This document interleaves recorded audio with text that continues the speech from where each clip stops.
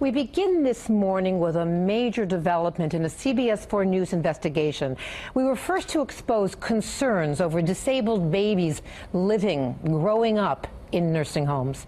It was the SOS sounded by parents that got our attention, and now the attention of the U.S. Justice Department. The federal government has stepped in and is now taking action against the state of Florida. You're about to see some heartbreaking images of medically fragile children growing up in those nursing homes, and you might find some of the images disturbing, but so important to hear this story. This is Andy. He's sleeping right now. This is the face and case of a precious but medically fragile little boy that has helped persuade the U.S. Justice Department to sue the state of Florida over its alleged warehousing of disabled children in nursing homes. You first met Andy Calley in a CBS 4 News investigation, exposing the cries for help from parents who wanted to care for their children at home. This litigation is absolutely the exact thing that you reported on several months ago. The Justice Department suing Florida over those very concerns. Attorney Matt Dietz, who's been on the front lines for parents. Florida has failed. There are still 200 children in nursing homes. I hope the state of Florida sees the light. I hope they give these parents what they need. The Department of Justice feels that the 3,000 children in the state of Florida that are not receiving the services that they need and may end up in an institution. Following our story, Andy Calley's mom was allowed to take Andy home and transfer care dollars to her home. Andy's mom just sent me this photo today saying he's making progress, and she hopes that the government's lawsuit will open the doors to sending more children home. Her text to me today, Andy is very happy home. But for putting a light on Andy Calley, putting his story on TV, do you think he would have been allowed to go home? Not at all. Not at all. I think that he still would have been in a nursing home or else. Meanwhile, the nursing home he'd been living in, it's been shut down by the state for a litany of alleged problems. Now, we reached out to the state of Florida for comment, quoting from a released statement. Florida has made many improvements in its already strong program of caring for medically complex children, adding that today's action shows that Washington is not interested in helping families improve, instead is determined to file disruptive lawsuits, end quote. And as I had just mentioned, that nursing home that Andy had been living in was shut down for many alleged problems. Well, I tell you, this is just opening the door, the window to a world so many of us can't imagine stepping into, and it's one we really have an obligation to know about.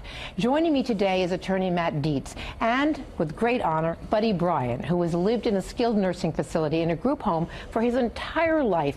And Buddy, I have heard about you. You have many fans in the community, and I was so touched even recently by a letter that you wrote because you wanted to take the opportunity to come here today to really express to people how you and we are exactly alike. Yeah. You have a certain confinement of the body, but you are entitled to live in a place with love like the rest of us growing up. Tell me what's in your heart today.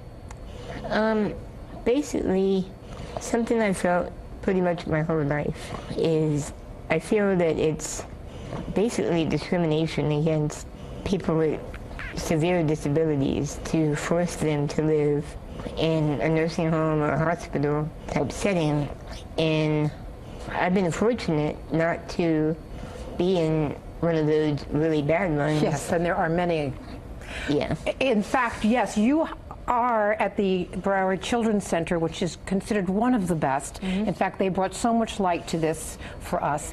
But what was so interesting is that you were raised in your house with your loving parents, and when your father lost his job in insurance, they couldn't afford to keep you at home. Yeah, they were told that they had 1 year before the insurance was going to be completely cut off. And my parents were told that the only option was a geriatric nursing home or a hospital type setting.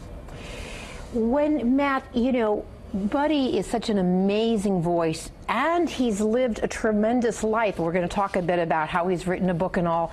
You know, but for him being in that type of place, what could the outcome have been differently for him if he had been in those other types of nursing homes where we have seen, you know, untold, unchecked in some cases, abuse, neglect, Well, Buddy may not have had the opportunity to attend school, may not have had the opportunity to write a book, may not have had many opportunities that he was given at being in Broward's Children's Center, but the issue is that Buddy should have been at home.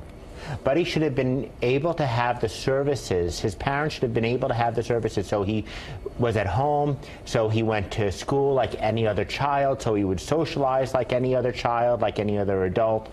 And that's why we're fighting here, because these children should be given the right to be at home, to have the least restrictive environment so they can grow and be a part of the community, and not be in a nursing home, and not be in a geriatric nursing home, or even a group home where someone like Buddy is perfectly competent, given the same skills he gets in the group home, to have them in the community.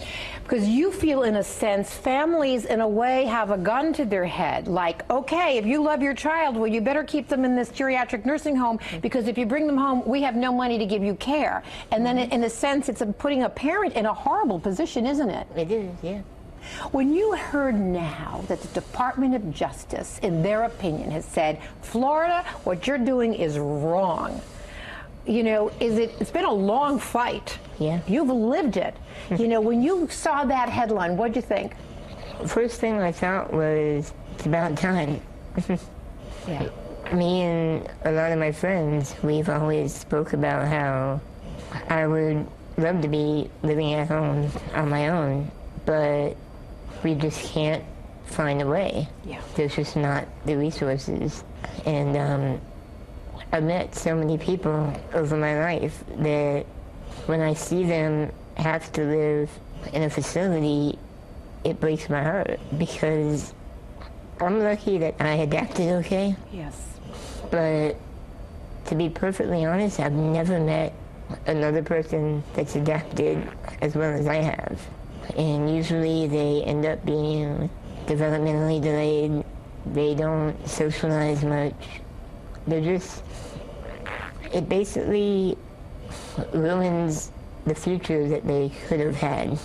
And the thing that you want to connect to people, and as in your note here you wrote, you know, about how you have a normal mind, I'd say even a super mind, a normal mind trapped inside a human jail, unwillingly, and then to make things worse, people like yourself are forced to live a life of constraint, sometimes even jail-like as well. And you know, we've been doing this big investigation into the mentally ill, people with mental illnesses being in jail, so it all resonates so much. And here you are, you know, you are so healthy, and sometimes people will look beyond that because they're just going to see a wheelchair and rules, and then you don't have the chance to grow up in a way of really, as you said, you always grow up looking out. You were from the outside looking in at other kids. You didn't get to join the conversation.